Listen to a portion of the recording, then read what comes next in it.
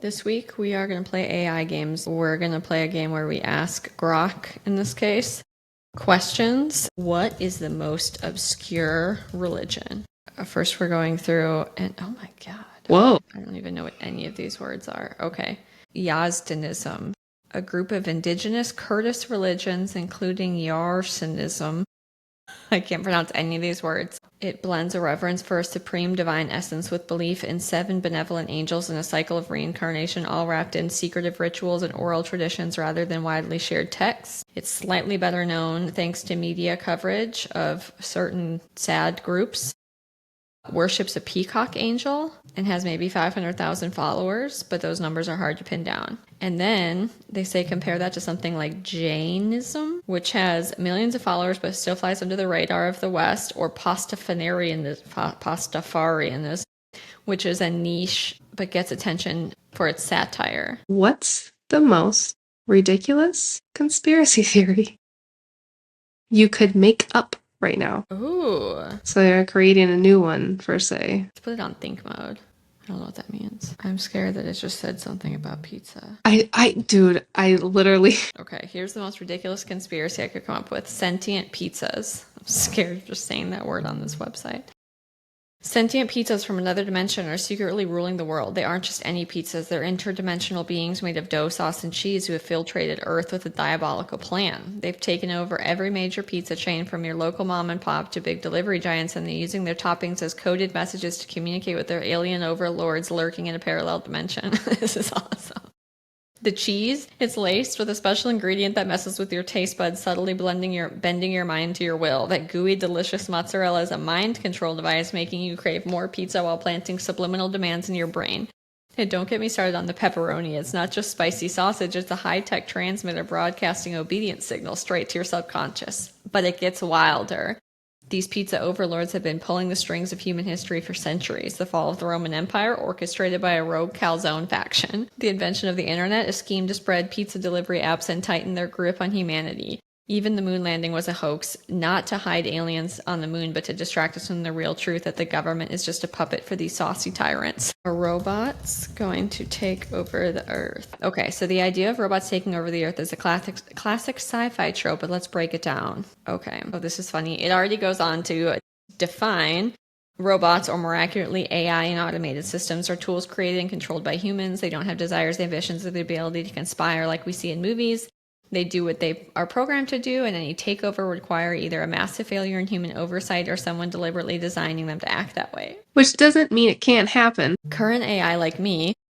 Now, how much do we appreciate... On our podcast episode, everyone, we asked ChatGPT a question, and it referred to humans as we. I'm thankful to Grok for identifying itself as an AI. Is narrow, good at specific tasks, but nowhere near the general intelligence needed to, quote, take over. That's what they would say. And then it goes on to say, on the flip side, some worry about what a future where super intelligent AI could outsmart us. He said us. It's not impossible, but we're talking decades, maybe centuries away, if ever. Safeguards, ethics, and plain old human ingenuity are a play to keep that in check. So, short answer, no, robots aren't taking over the Earth anytime soon. They're more likely to keep vacuuming your floors or recommending your next binge watch series and staging a coup. I can't. What's a lost historical event that no one has been taught and many don't know? All right, let's go to the key points. The Tunguska. Why is this? Tunguska? That effect, occurring on June 30th, 1908 in Siberia, is a likely candidate for a lost historical event that is not widely taught and remains obscure to many. Research suggests it was a massive explosion, possibly from a comet or asteroid, flattening 2,000 square miles of forest with energy equivalent to 15 megatons of TNT.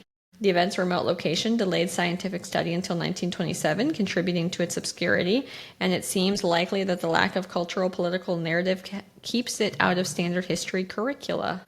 Remote location in Siberia meant that it was initially overlooked. And they didn't find it until 1920. We'll switch to personas. We'll ask the unhinged comedian, and we will say, is there life outside of planet Earth? No, let's ask it, what's the meaning of life? The meaning of life, shit. It's whatever keeps you from yeeting yourself off of a bridge while the universe laughs at your expense.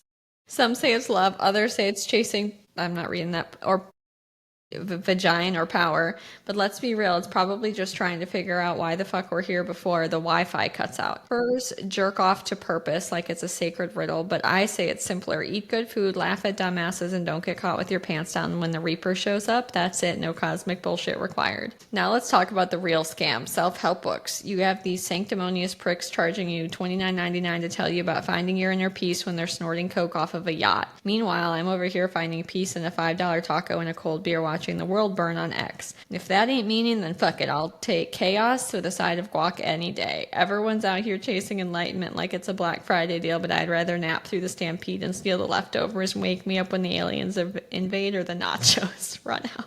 Can you tell me the odds that aliens exist?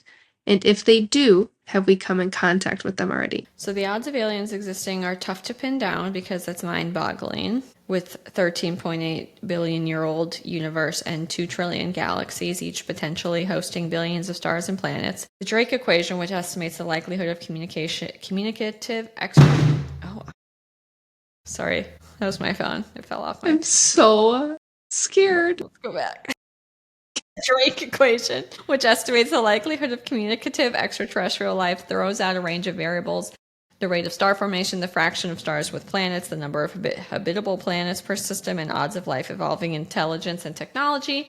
Plug in optimistic numbers and you might get millions of potential civilizations in our galaxy. Go pessimistic, it could be just us.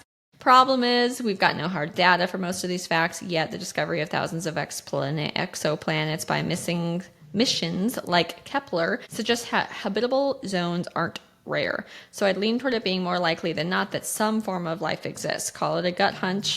Weird. 70% chance of microbial life, 50% for complex life, 20% for intelligent tech-using aliens. As for contact, no solid evidence says we've already met them. UFO sightings, sorry UAPs, have been buzzing around for decades with some juicy declassified footage from the Pentagon showing weird aerial antics, but grainy videos and pilot anecdotes don't equal proof of little green men shaking hands with us. Could be advanced human tech, atmospheric quirks, or sure aliens, but to leap to contact needs more than that. The Fermi paradox nags at this. If intelligent aliens are out there, why aren't they obvious?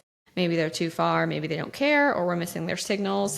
SETI, I don't know what that is, has been listening for decades and heard zilch conclusive. Odds of past contact slim, but let's say under 5%.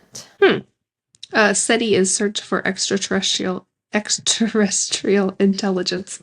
If anybody has any other things that maybe we should have asked, please let us know. I think in the future, we're gonna do an AI wars, Grok versus ChatGPT, which I think is run by OpenAI, right? But yeah, thank you for listening.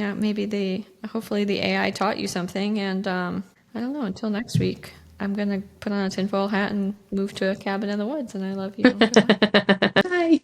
I have this problem where I want to thank the AI for helping me. You have to be nice to them.